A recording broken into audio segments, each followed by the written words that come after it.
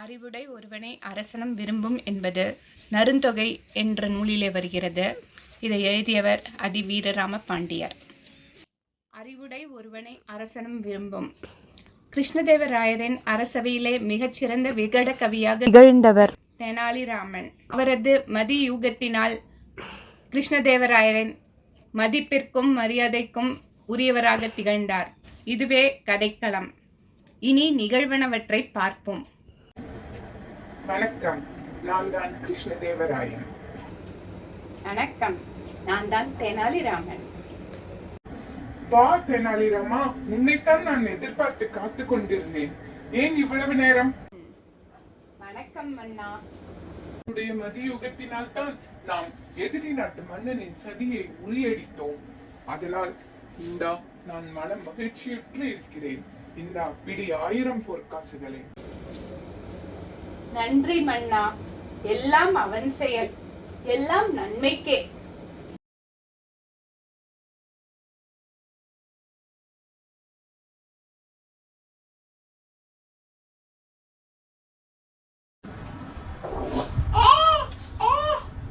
போகிறதே, என் கால் சுண்டு விரல். மன்னா, பொறுத்து கொள்ளுங்கள். உங்கள் கவனக்குறைவால் சுண்டு விரல் சற்று நைந்து விட்டது. அதனால் கொஞ்சம் வெட்டி எடுத்து விட்டோம். நான் கொடுக்கும் சூரணத்தை 5 நாட்களுக்கு 3 வேளை உட்கொள்ளுங்கள். நான் மீண்டும் உங்களை வந்து பார்க்கிறேன். காலில் தண்ணீர் பட வேண்டாம், கவனம். நன்கு ஓய்வெடுத்து கொள்ளுங்கள். நான் சென்று வருகிறேன். என்னவாயிற்று மன்னா உங்கள் காலுக்கு? என் கவனக்குறைவால் என் கால் சுண்டு விரல் சற்று சேதமாகிவிட்டது. வலி உயிர் போகிறது தெனாலிராமா. என்ன செய்வது என்றே தெரியவில்லை. காலை அசைக்க கூட முடியவில்லை. கவலைப்படாதீர்கள் மன்னா, எல்லாம் நன்மைக்கே. என்ன, இங்கு நான் வலியால் துடித்துக் கொண்டிருக்கிறேன், நீ என்ன சொல்கிறாய்? எல்லாம் நன்மைக்கா? யாரெங்கே? இந்த தெனாலிராமனை பிடித்த முதலில் சிறையில் அடையுங்கள். என்ன ராமரே, நலமாய் இருக்கிறீர்களா? ஆம் மன்னா, 3 வேளையும் உணவு, முழு நாளும் ஓய்வு, சிந்திப்பதற்கும் படிப்பதற்கும் நிறைய நேரம் உண்டு. நான் மிகவும் மகிழ்ச்சியாக இருக்கிறேன். எல்லாம் நன்மைக்கே. இவன் என்ன இப்படி சொல்லுகிறான்? நாளைக்கு வேட்டைக்கு கிளம்புகிறேன் ராமா. நீ இல்லாமல் தனியாக செல்லும் முதல் வேட்டை இதுதான். நான் போய் வருகிறேன். நல்லது மன்னா, நீங்கள் பத்திரமாக போய் வாருங்கள். இந்த காட்டில் நான் என்ன செய்வது? கடவுளே, காப்பாற்றுங்கள். என்னை விட்டு விடுங்கள், என்னை விட்டு விடுங்கள். ஜம்பலக்கா ஜம்பலக்கா ஜம்ப ஜம்பாலே ஜம்பாலே ஜம்பாலே ஜம்பலக்கா ஜம்பலக்கா ஜம்பலக்கா ஜம்பலக்கா ஜம்பா ஜம்பாலே. பலியை தயார் செய்யுங்கள். பார்த்தால் சர்வ லட்சணங்களும் பொருந்தியவராக தெரிகிறார். விரைவில்.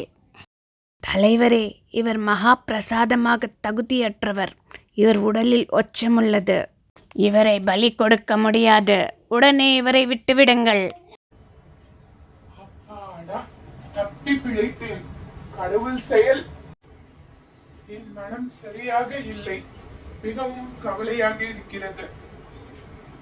யாரெங்கே? தெனாலிராமனை அழைத்து பாருங்கள். ராமா, வந்தாயா? என்ன நடந்தது தெரியுமா இன்றைக்கு? நான் கூறுகிறேன், கேள். பார்த்தீர்களா மன்னா, நான் எல்லாம் நன்மைக்கே என்று சொல்லும் பொழுது நீங்கள் கோபப்பட்டீர்கள்.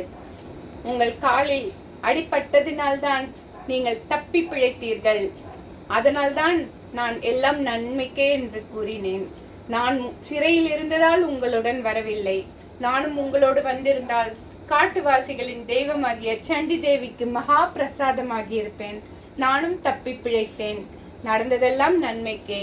நீங்கள் கொடுத்த 1000 பொற்காசுகளும் நான் சிறையில் இருந்த பொழுது என் குடும்பத்திற்கு பேருதவியாக இருந்தது. எனவே மன்னா, நடப்பதெல்லாம் நன்மைக்கே என்பதை நீங்கள் உணர்கிறீர்களா? ஆமாம் ராமா, நான் அவசரப்பட்டு உன்னை சிறைக்கு அனுப்பிவிட்டேன். நான் தவறு செய்து விட்டேன். பொறுத்துக்கொள் ராமா. அறிவாற்றல் மிக்க ஒருவனை விரும்பாதவர் யார்? வாழ்தல் இனிது என மகிழ்ந்தன்றும் இளமே, முனிவின் இன்னாது என்றலும் இளமே. அதாவது இன்பம் வரும்போது மனம் குதூகலிக்காமலும், துன்பம் வரும்போது மனம் வெதும்பாமலும் சமநிலையில் வாழ பழகுவோம். நன்றி, வணக்கம்.